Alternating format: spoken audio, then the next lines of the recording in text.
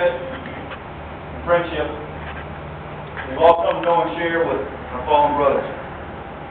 Lance Corporal Clifford Collinsworth, Lance Corporal Nicholas Nukian, Lance Corporal Nathan Elrod. I say brothers because they are our brothers. The nature of our shared hardships creates a special bond between Marines and sailors like no other that I've ever seen.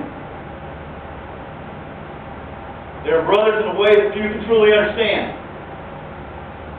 I don't think you can really understand the type of bond and brotherhood that I'm talking about unless you're standing here with us, facing the same hardships and dangers day in and day out that combat brings. And seeing your fellow Marines and sailors putting their life on the line courageously for each and every one of us. I don't know how to describe what it feels like to see someone do that for you.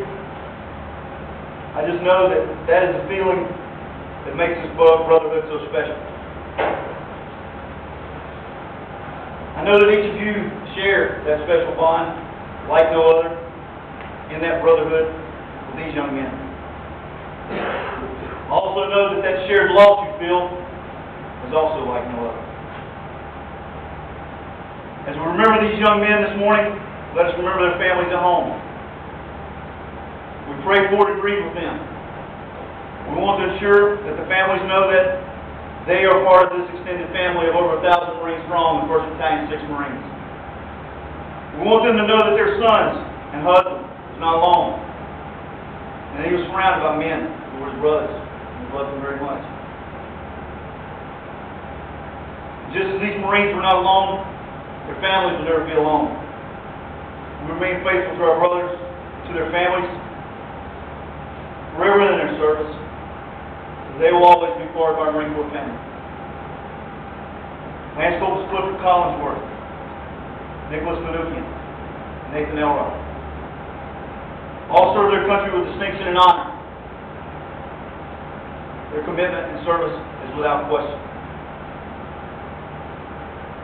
They were killed by an enemy who was a coward, who hides behind IEDs, behind women and children, while the good people of Ramadi and across Iraq struggle to safeguard their families and simply live a normal life free of murder and intimidation.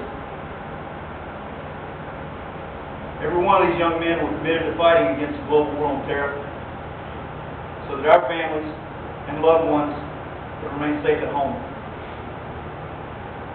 And I know they were equally committed to fighting alongside each and every one of us. So we say farewell this morning to our brothers. We say farewell and we head back out to fight the good fight, shoulder to shoulder with each other, just as our brothers would have expected us to. I want each one of you to understand, as Marines and sailors in harm's way, it's not that we grieve any less as United States Marines. It's just we have a job to do, and do what we will, because I know that is what our fallen brothers will demand of us. I only pray that our future actions are worthy of their commitment, worthy of their service, and worthy of their sacrifice. And that we're not going to let them down. And God bless these Marines and their families both at home and their families forward deployed here in the Weapons Company. Rest in peace, warriors. Your sacrifice will not be forgotten.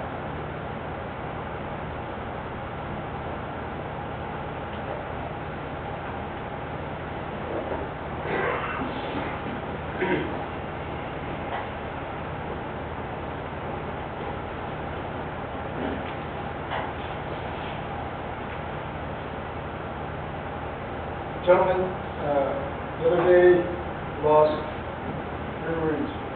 Lance Corporals Cliff Collinsworth, Nathan Elrod, and Nicky Nukian.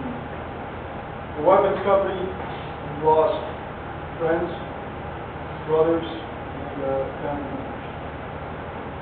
We're here today to remember and honor them. I know each of us remembers the Marines in our own way.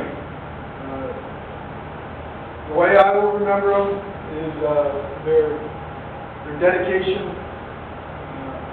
their drive, and their devotion to mission accomplishment. The vision that sticks with me is on the 9th of October, when Vic was hit with another IED, going over to Charlie Med, watching the Marines walking out on their own power, and then essentially coming into their family members and hanging out like nothing had ever happened. And at that point, I said to myself, and I realized that I was in the company of heroes. For them to go through that and know that it was just another day at the office, and know that 3 days later, they went back in those bits, and they went back out to accomplish the mission. It's just unbelievable. Collinsworth, Elrod, and Manny, they're true warriors, and they will forever live in my heart. I consider it an honor to just have known them, and a privilege to serve alongside of them. And I think I speak for all weapons company when I say that they will be sorely missed and will never be replaced.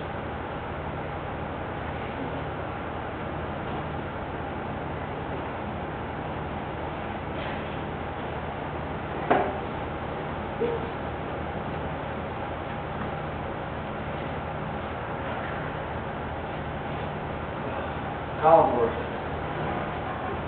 I don't know how to begin this, so I'm going to start with a quote that'll help better explain myself. You're not afraid of greatness. For some are born great, some achieve greatness, and some have greatness thrust upon them. There was nothing great about Cliff's physical attributes.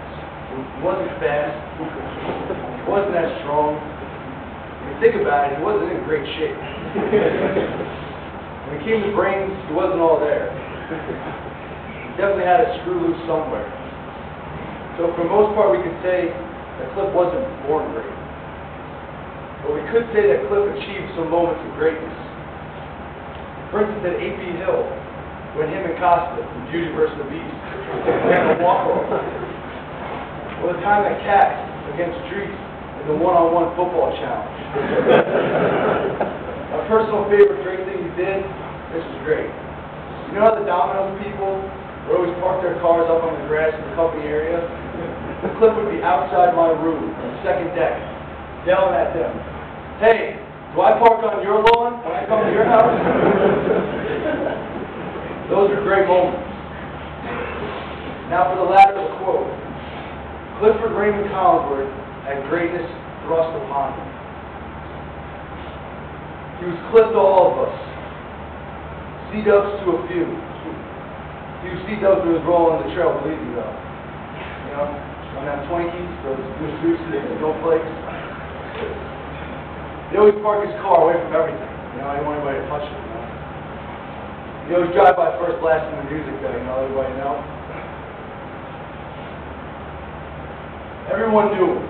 If you were a weapons company, you had some form of contact with him.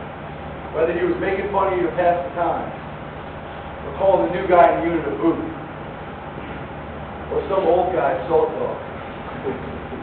Man, he was belligerent at times. But don't harp on the word belligerent. If you needed something done, or needed a helping hand,